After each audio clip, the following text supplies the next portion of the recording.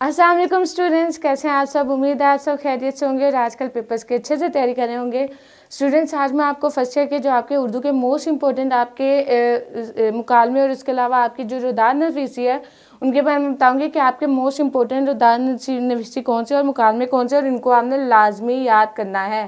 So students, यहाँ देखिए हमारे पास सबसे पहले आ गया आपके मुकालमे जिसमें हमारे पास आ गया निज़ाम तालीम। पहला आपका जो टॉपिक है वो निज़ाम तालीम है। निज़ाम तालीम में दो दोस्तों के दरमियान आपका मुकालमा हो सकता है। उसके अलावा ये आपका दो वहाँ पे मतलब वो कोई भी आपके दे सकते हैं कि दो के दरमियान दो दोस्त हैं या कुछ भी है उनके दरमियान आपका ये टॉपिक मेन टॉपिक है आपका निज़ाम तालीम। आपने जो मेन टॉपिक्स हैं वो अच्छे से याद करने हैं कि अगर आपका इस टॉपिक से रिलेटेड मुकालमा आए तो आप इसमें क्या क्या चीज़ें ऐड कर सकते हैं।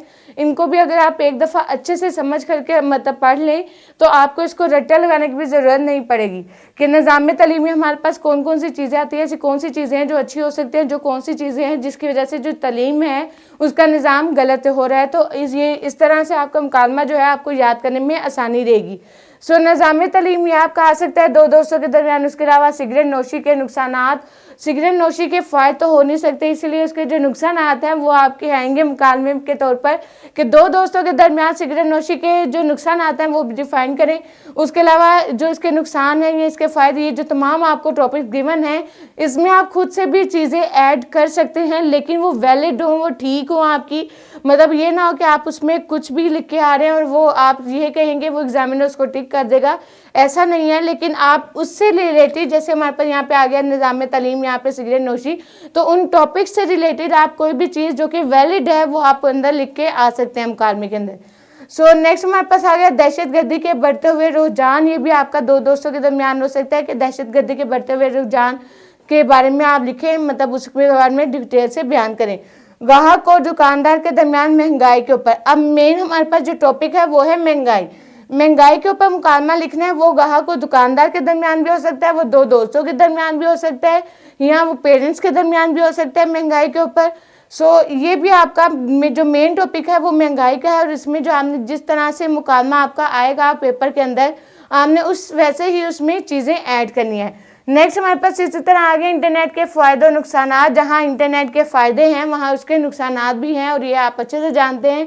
सो इंटरनेट के फ़ायदे और नुकसान ये आपने राइट डाउन करने हैं। ये भी दो दोस्तों के दरमियान आ सकता है कि दो दोस्तों के दरमियान मुकालमा लिखें जिसमें इंटरनेट के फ़ायदे और नुकसान बयान किए जाएँ। और उसके अलावा बेरोज़गारी हमारे पास आ गया। बेरोज़गारी आपका मजदूरों के दरमियान भी मुकालमा आ सकता है या दो दोस्तों के दरमियान भी आ सकता है। मेनली जो इसमें तमाम टॉपिक्स हैं वो ज़्यादातर मुकालमे आपके दो दोस्तों के दरमियान आए हैं और यही आपके मोस्ट इंपॉर्टेंट मुकालमे हैं क्योंकि पास पेपर्स में भी मोस्टली ये मुकालमे आपके आ चुके हैं।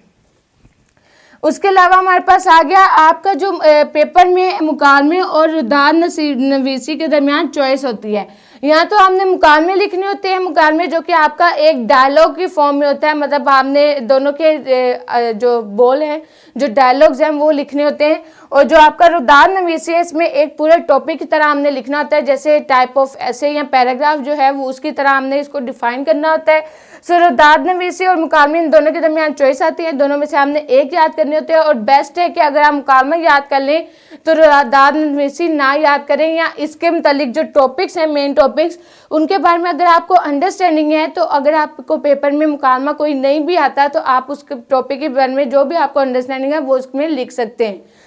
सो रुदात नवीसी में जो आपके अहम टॉपिक्स हैं वो हमारे पास आ गया कॉलम में मुनकदा नात ख्वानी जो मुनक़िद की गई है, मतलब वो जो वहाँ पे रखी गई है उसके बारे में आपने डिटेल से बताना है कि नात ख्वानी का जो वहाँ पे फंक्शन है या जो नात ख्वानी की रखी जाती है उसमें मुकाबला अगर रखा जाए तो उसमें किस तरह से क्या होता है या मतलब कैसे शुरुआत की जाती है, उसकी एंडिंग कैसे होती है, वो हमने पैराग्राफ की फॉर्म में बताना है। उसके अलावा नेक्स्ट हमारे पास आ गया क्रिकेट मैच आपका कॉलेज में भी हो सकता है, मतलब जो आपका टॉपिक है मेन टॉपिक आपका कॉलेज में भी हो सकता है। और उसके अलावा कि कॉलेज में क्रिकेट मैच का मंजर बयान करें, या आपका वैसे भी आ सकता है कि क्रिकेट मैच अगर आप देखने गए हो तो उसका मंजर बयान करें। उसके अलावा हमारे पास इसी तरह आ गया सीरत नबी के साथ साथ आपका ईद मिलादुन नबी जो हमारे पास आता है वो भी आपका इसमें टॉपिक आ सकता है। जो सीरत नबी और ईद मिलाद नबी इन दोनों के बारे में आप जानते हैं और इनमें पैराग्राफ आप इजीली लिख सकते हैं।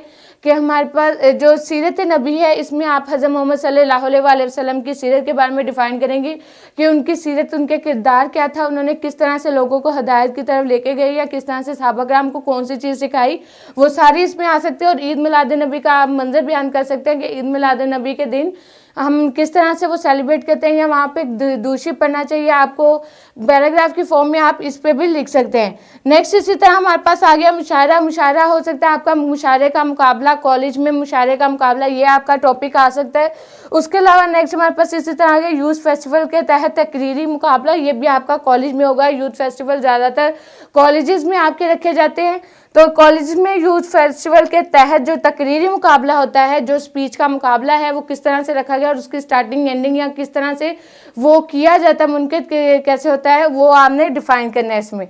सो नेक्स्ट हमारे पास इसी तरह आ गया जश्न आज़ादी। जश्न आज़ादी के हमारे पास 14 अगस्त किस तरह से सेलिब्रेट की जाती है, और उसके अलावा 14 अगस्त का क्या मकसद था या कैसे किन कोशिशों से बनाई गई, वो भी आप इन पैराग्राफ में लिख सकते हैं। सो स्टूडेंट्स, ये थे हमारे पास अहम टॉपिक जो कि आपके मुकालमे और दादनवीसी के अकॉर्डिंग इंपॉर्टेंट है और इनको लाजमी याद कीजिएगा। फिर आपको एक बात करूँ कि दोनों में चॉइस है, तो आप मुकालमा जो है वो अच्छे से याद कर लें, तमाम मुकालमे अच्छे से याद कर लें। अगर आपको मुकालमे पेपर में अच्छे से नहीं आते तो आप इनमें से कोई भी टॉपिक जो आपने फेस किया हो या आप इनमें खुद से भी लिख सकते हैं, लेकिन वो जो चीज़ आप लिख रहे हैं, जो मटेरियल आप वहाँ पे पेपर में लिख के आ रहे हैं, वो आपका वैलिड और ठीक होना चाहिए कि एग्जामिनर्स को पढ़ के ये ना कहे कि बच्चे ने एमी बस बोंगी मार दी है। So students, best of luck for you papers. अच्छे से पेपर की तैयारी करें ताकि आपके मार्क्स अच्छे हैं। फिर मुलाकात होगी, तब तक के लिए अपना बहुत सारा ख्याल रखें। अल्लाह हाफिज़।